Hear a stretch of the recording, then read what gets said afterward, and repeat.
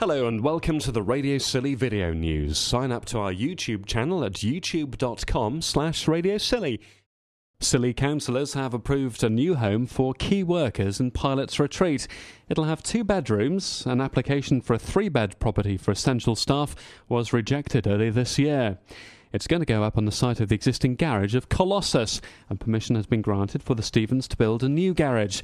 They denied a neighbour's objection that it'll be used for commercial purposes, just storage, they say, for the van and tools. Planning consultant for the council, Bill Wilson, wondered how the street gained planning permission in the conservation area in the first place.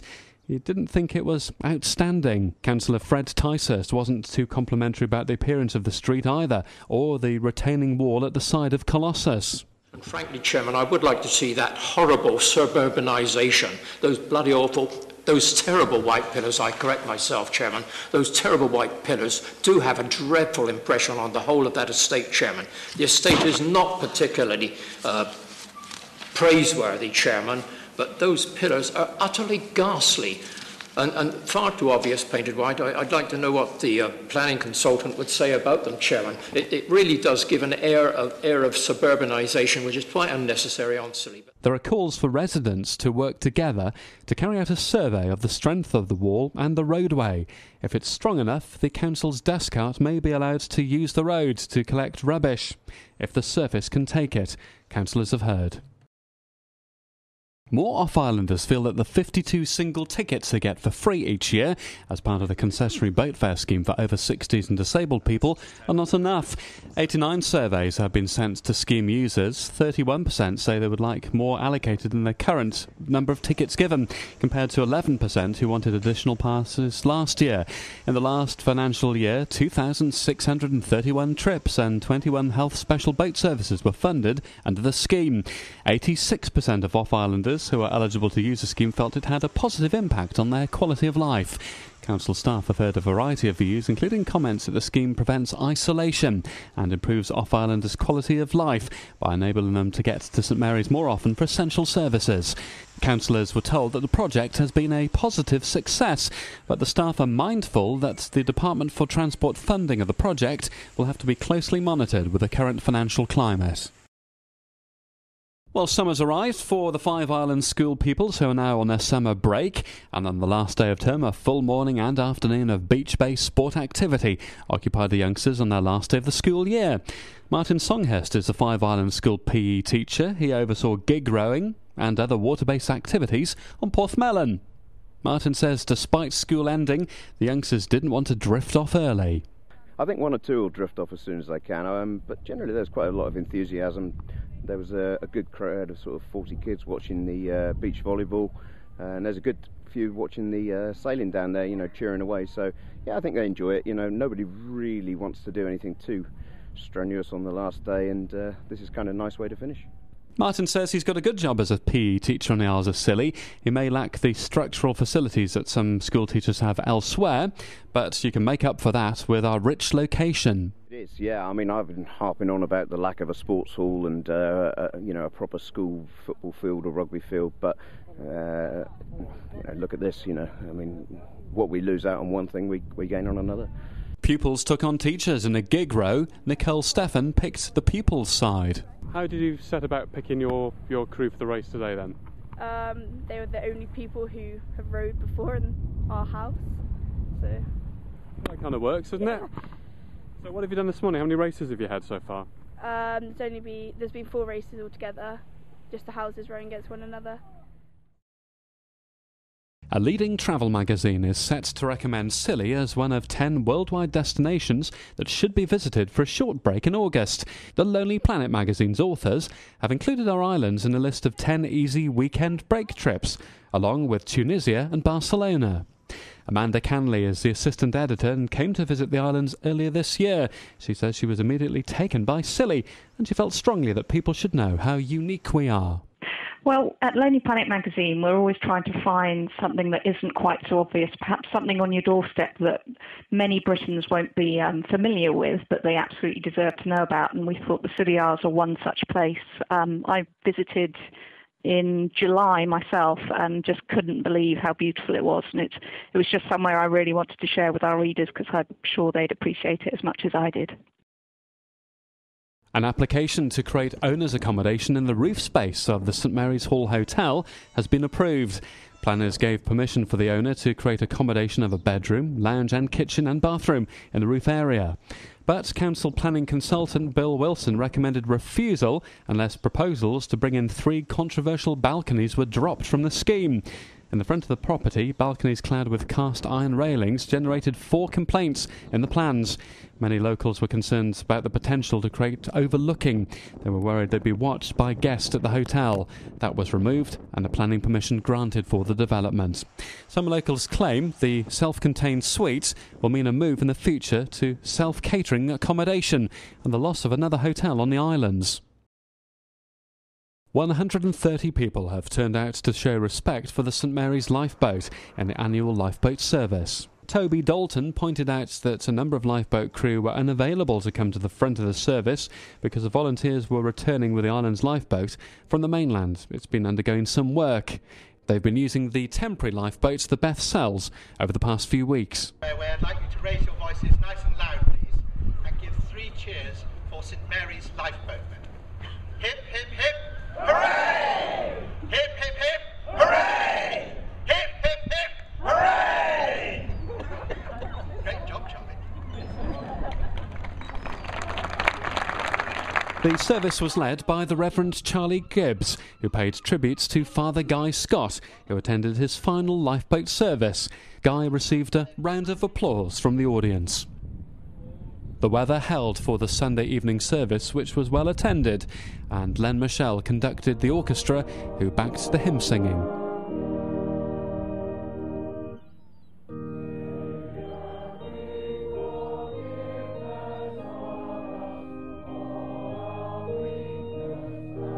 Chris Thomas is the lifeboat boss in Scilly, who was delighted that so many people came out to show support and offer cash in the collection for the volunteers.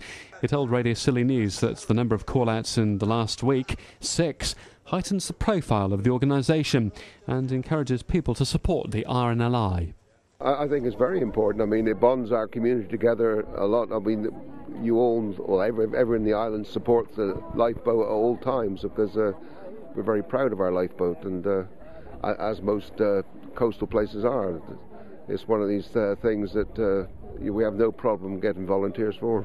And I think the number of shouts in the past week has increased. The number of people have realised how important it is and turned out tonight. Yes, I think it has. I mean, they've all been on your very good radio station and also in the press. And the only thing I'm disappointed is that we don't have the Maroons, which they'd be even more aware. But because we haven't got the Maroons, we have to put it through the radio, and I think it's fantastic what you do. So you're pleased with the service tonight, then? I am. I'm more than pleased with the service tonight, and as you say, it's been very, very well attended, and some good singing tonight. £108,000 is still outstanding with unpaid council tax.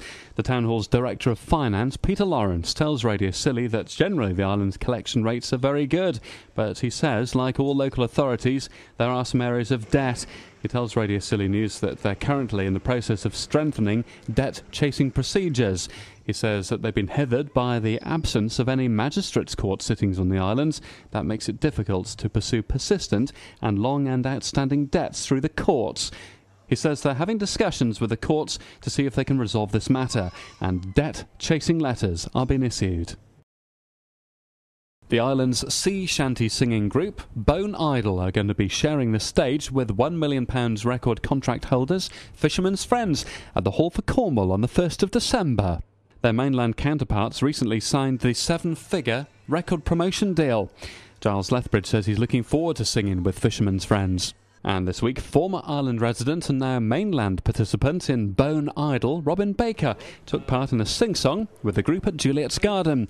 Robin says he spends as much time with his friends in the recording studio or in performance as possible, but living in Southampton now and his seafaring full-time job doesn't lend itself to easy participation. With great difficulty, to be perfectly honest with you. However, it's something I really, really enjoy, and they're a great bunch of guys. And certainly I've been surprised at how it's snowballed since we've actually produced the CD. You know, we're now looking at possibly a date at Hall for Cornwall on the 1st of December, which is really, really exciting, and I'm very, very pleased to be a part of it. So how's this come about then, the Hall for Cornwall thing? This is something that Derek's organised, and it'll be with the Fishermen's Friends. Obviously friends of ours that we know them, so we'll be effectively supporting them there on that date. So yeah, it's very, very exciting indeed. The chairman of our island's tourist board has been answering some criticisms about the structure of pricing for the tourism brochure. This year it's not possible to buy the website and brochure separately. The council committee that put together plans believe the two are intertwined. Some critics have highlighted the reduced print run of the guide, down from 100,000 copies a few years ago to 50,000 for the next year. But the Tourist Information Centre claim internet downloads of the document have increased, and that means more people could potentially see more promotional material. Some accommodation providers claim that price hikes of up to 50% have been levied compared to what they had to pay last year. Christine Saville says the brochure has to make money. It isn't fair for a council-backed initiative to have disparity in pricing. Up until this year, all advertisers have actually been charged by the number of people that they could have accommodated. So we had a varying range of prices for exactly the same advert in last year's first picture listing brochure. And some people then wanted to upgrade, and there was issues within the community even around that pricing structure. So this year we did decide to have a fresh look at it.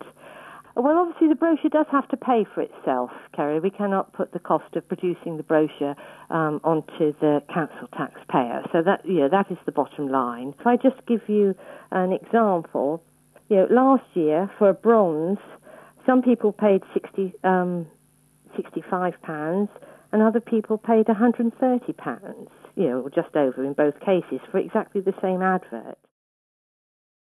A positive write-up about the islands by film and television actress Jane Horrocks seems to be paying off.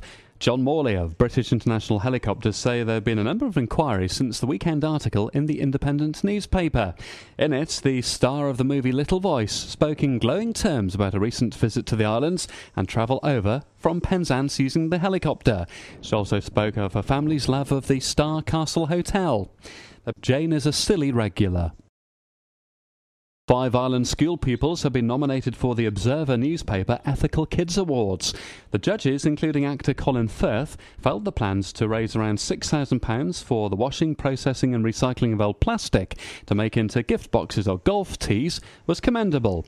2 members of the school green team will go to the Victoria and Albert Museum for an award ceremony, and the 5 Island School is one of only 3 national finalists. £5,000 has been raised towards the project so far. Members of the school green team have committed to spending 1 afternoon a week in term time shredding the plastic so they can create products out of old plastic items. The council's licensing committee has revealed where the most common areas for crime are around the islands, and they say the majority of recorded crimes against a person is linked to alcohol, with the offender either having been drinking or the offence taking place on licensed premises. The centre of Hewtown and the routes out of the town centre to residential areas are the locations with the most common targets for criminal activity, but there's only been a small number of cases, and only a small minority of residents think it's a problem, according to research. Last year, all but one of the crimes against a person classed as violent took place in town. Silver Street saw a repeat event, with 3 crimes in the summer, 2 of which were linked. Most crimes seem to happen between midnight and 2 a.m. and at the weekend, again suggesting that the late-night economy is part of the problem. Over the last 5 years, Hugh Street and the Bank area saw the largest number of crimes, 18 in total, and there were 8 in Littleporth, which reports say are linked to a particular licensed premises.